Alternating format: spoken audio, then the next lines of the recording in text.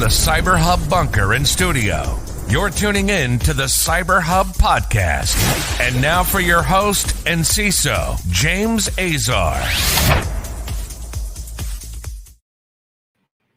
Well, folks, welcome to December, the last month of the year. That's it. 2021 is wrapping up.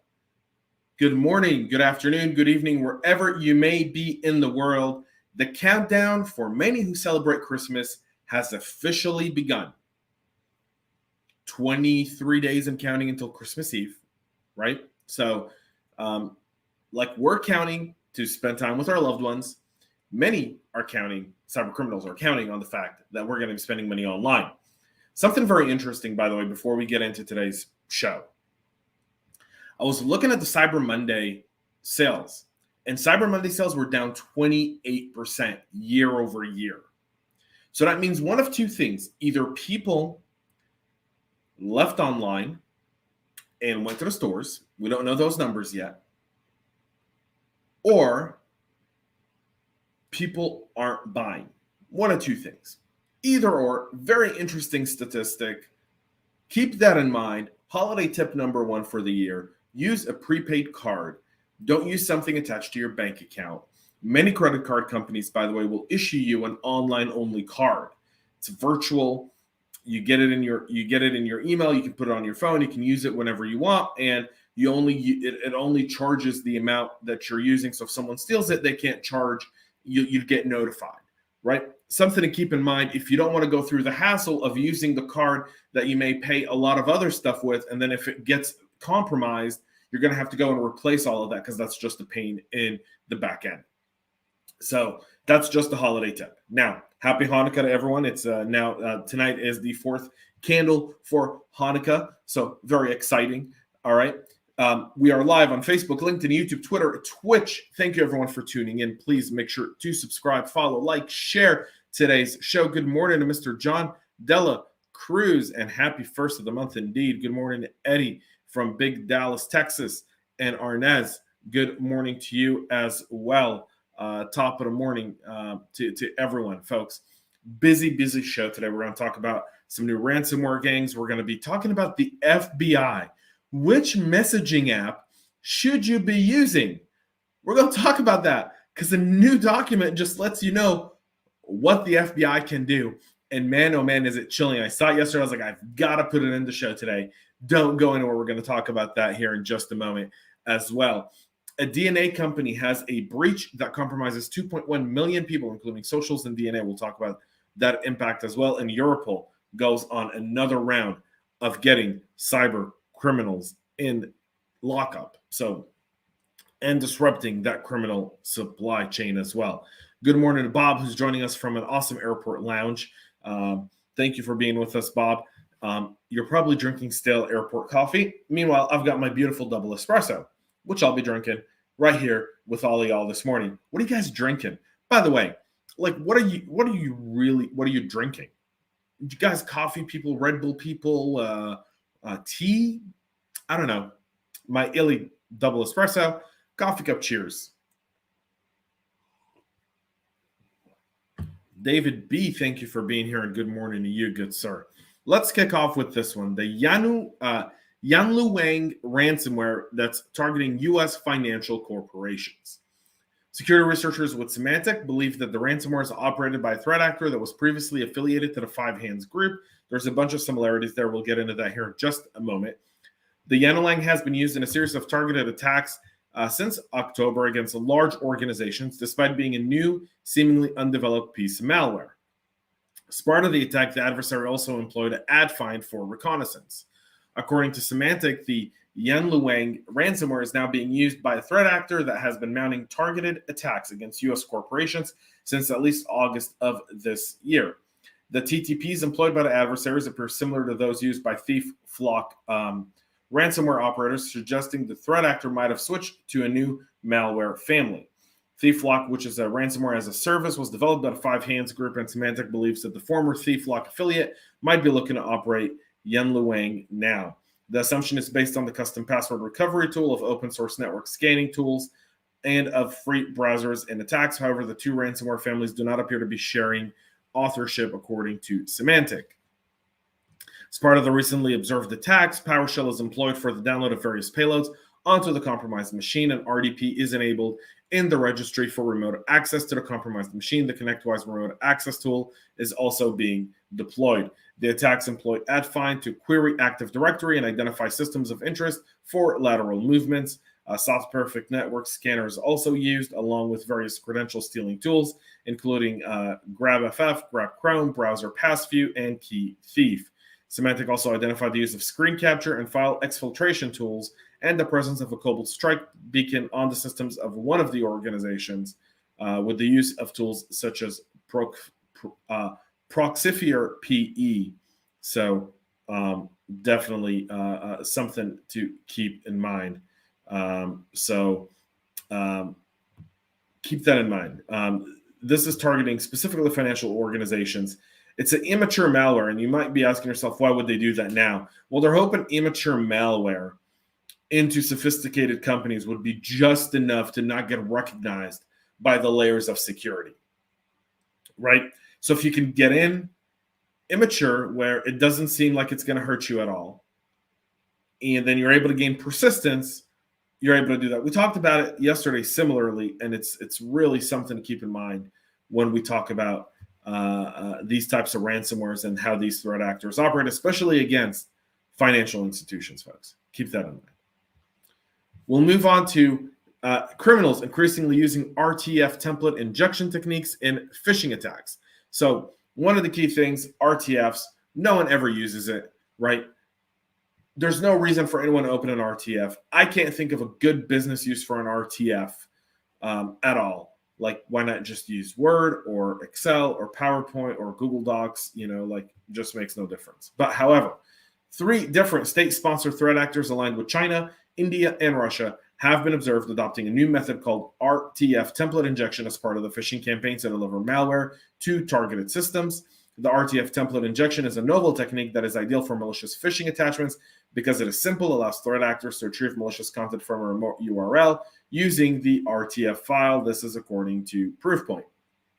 So at the heart of the RTF file is containing a decoy content that can be manipulated to enable the retrieval of content, including malicious payloads hosted at an external URL upon opening of the file. Specifically, it leverages the template functionality to alter document formatting properties using a hex editor by specifying URL resources instead of accessible file resource destination.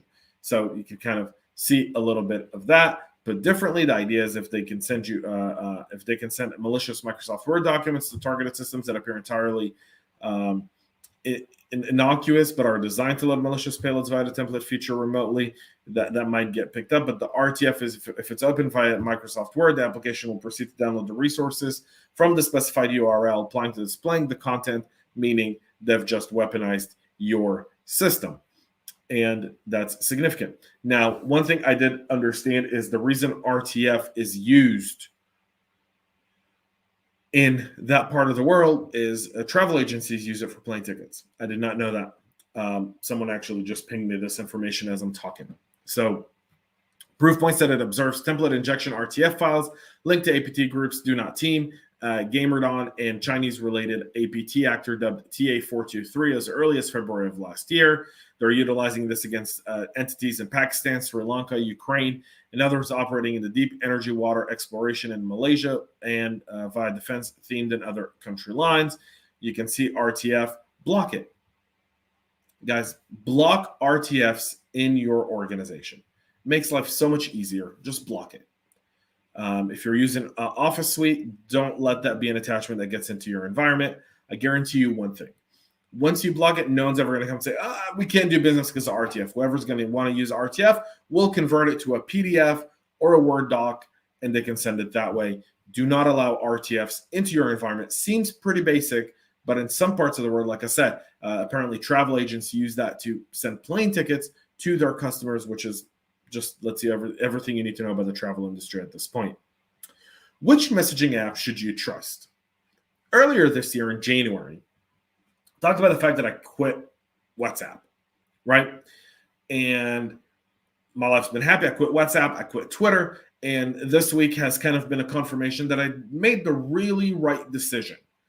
And I may end up using this specific document as a as a stuffer for people to be like that. People that said you can't not do stuff without WhatsApp. Well, I'll tell you why I don't do it. A FOIA request that was filed by the Property of the People, a U.S. nonprofit dedicated to government transparency, has been able to capture FBI training material. This is dated January 7th, 2021. The document doesn't include new information, but does a good job of providing an up-to-date summary. This is kind of the PowerPoint. It's a bit harsh to look at, so the folks over at The Record have made it very, very easy. If you're using Apple iMessage, what could you do? Well, get a search warrant. You can render backups. If the target uses iCloud backup, the encryption keys should also be provided with the content return, and can also acquire iMessage from iCloud returns if the target enables messages in iCloud. Meaning if you're using Apple iMessage, with a warrant, the FBI can get anything they want. If you're using Line, again, message content is limited, but they can get the suspect's registered information, email, phone number, line ID, date, information on usage, and a maximum of 7 days of worth of specified users' text chats, only when E2E end-to-end encryption has not been elected and applied, and only when receiving an effective warrant. However, video, picture, file, location, phone calls, audio, and other such data will not be disclosed. Signal, my preferred messaging app. Date and time a user registered, last date of a user's connectivity to the service. That's it. They can't get you a warrant. They can't get nothing else on there. Telegram, no contact information provided for law enforcement pursuant to a court order. As per Telegram's privacy statement for confirmed terrorist organizations, Telegram may disclose IP and phone numbers. The issue with Telegram is the Russian side of it. So something to keep in mind there with Telegram. WeChat.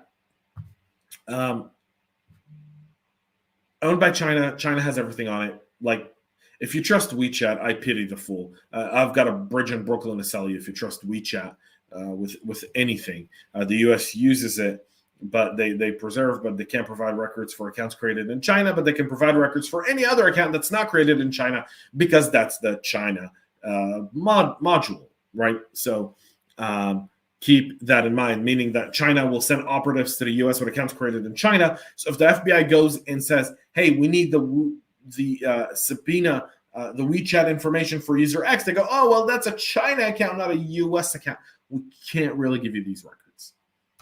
So that's how China does it. That's how they game the system. WhatsApp can render a basic subscriber record. The subpoena can return information like blocked users. They provide address book contacts and WhatsApp users who've been a target in their address book contacts, and they send every 15 minutes, provide sources of destination. If the target is using an iPhone and iCloud backups are enabled, iCloud returns may contain WhatsApp data to include message content. And Wicker is final. Pick your messaging app smartly, folks. You absolutely should. Someone's having an espresso. Arnez, you down the street? Let's get one soon. Sounds like a plan. David, thank you so much, man, for tuning in. I really appreciate it. And my buddy Christoph, coffee cup. Cheers, buddy. I hope you're enjoying your espresso this morning. 2.1 million people are affected by a breach at a DNA testing company. Ohio-based DNA testing company, DNA Diagnostic Center, this week disclosed a data breach affecting 2.1 million people. The data goes back from 2004 to 2012, and a national genetic testing organization significant, like, dude, yeah. So the data is from collected, the database containing personal information collected from 2004 and 2012, and for a national genetic testing organization system that was acquired by the firm in 2012 as well. The system has never been used in DDC operation and has not been active since 2012. Then why is the data there? Why not just wipe it?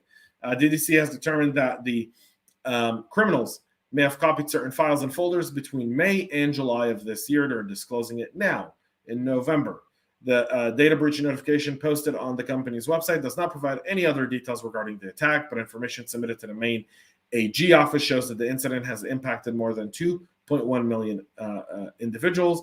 It includes names, social security numbers, bank account details, and payment card data. They're informing the people and offering them free credit monitoring service. But hey, guess what? This is only the company that has your DNA. how bad could that possibly be, right? Anyone who does like a 23andMe or any one of those DNA tests, when stuff like this happens, ask yourself. Top of the morning to Mr. Matt Lee. Top of the morning to David Mwallam. Larry, good morning to you too as well. Good sir, thank you for being here. Our final story of the day is Europol. 18,000 money mules were caught laundering money from online fraud. That's how much it takes.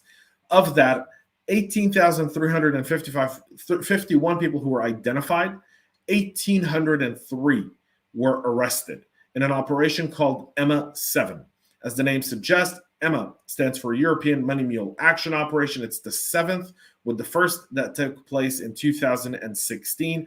The operation relied on a large-scale collaboration of law enforcement agencies in 27 countries between September and November of this year. Those countries include Australia, Austria, Belgium, Bulgaria, Colombia, Czech Republic, Estonia, Finland, Greece, Germany, Hong Kong, Hungary, Ireland, Italy, Moldova, Netherlands, Poland, Portugal, Romania, Singapore, Slovakia, Slovenia, Sweden, Switzerland, Spain, UK, and these great United States of America.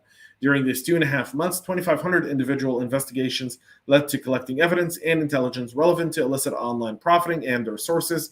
In total, they've stopped an estimated losses of around 67.5 million euros, around $76.5 million, by stopping or reverting 7,000 fraudulent transactions across 400 different financial institutions. Most of the investigations carried out in the context of EMMA 7 focused on the international dimension of the money muling phenomenon and resulted in the identification of 324 recruiters. This is critical as a way to put a stop to cybercrime. Making that worth it. Money mules who think they're kind of away from all of it all, not so much. Folks, that's it for our practitioner brief here today. We're a bit over time. I do apologize. We'll be back with a lot more tomorrow to wrap up this week. Also, Roger Grimes and I will wrap up the year in an awesome tech corner that's going to be dropping on Friday. You don't want to miss it. Roger and I go at it.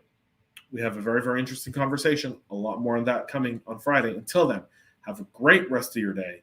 Enjoy this hump day. It's December, so, put on your Christmas favorite holiday music if you're celebrating Christmas. If it's Hanukkah, happy Hanukkah. Fourth candle tonight. Yep. The entire right side of the menorah will be lit tonight as we're midway through Hanukkah. So happy Hanukkah to everyone.